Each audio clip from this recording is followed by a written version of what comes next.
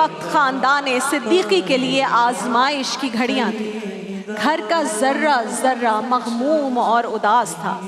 بعض مشائخ نے تو یہاں تک لکھا ہے کہ اس وقت سیدنا ابو بکر صدیق رضی اللہ تعالیٰ عنہ کے گھر ایک پالتو بلی تھی، اور یہ کہا گیا ہے کہ وہ ان دنوں میں، ان مومنٹس میں وہ بلی تک بیٹھی رویا کرتی تھی۔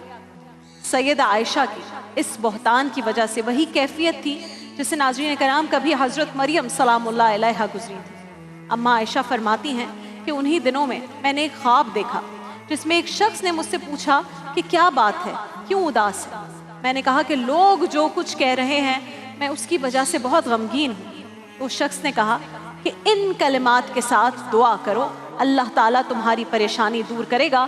میں وہ جو دعا بتائی گئی تھی اس کا ترجمہ آپ کے سامنے پیش کروں گی۔ وہ دعا کچھ یوں تھی کہ اے نعمتوں کی تکمیل کرنے والے، اور اے غموں کو ہٹانے والے، پریشانیوں کو دور کرنے والے، مصیبتوں کے اندھیروں سے نکالنے والے، فیصلوں میں سب سے زیادہ انصاف کرنے والے اور ظالم سے بدلہ لینے والے، اے اول اے آخر، میری اس پریشانی کو دور فرما دے اور میرے لیے نجات کی کوئی راہ پیدا فرما دے۔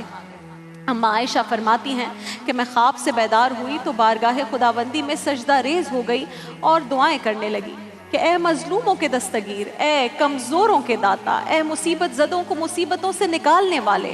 یوسف علیہ السلام پر الزام لگا تو تو نے برات کا اعلان کیا، بی بی مریم پر الزام لگا تو تو نے ہی ان کی بے گناہی کو ظاہر کیا، اور آج تیرے حبیب کی زوجہ پر ان ظالموں نے بہتان دھرا ہے، وہ غم سے بوجھل ہے، اشک بار ہے مالک، اس کی بھی برات کا اعلان فرما، اور ظالموں کو ان کے بھیانک انجام تک پہنچا۔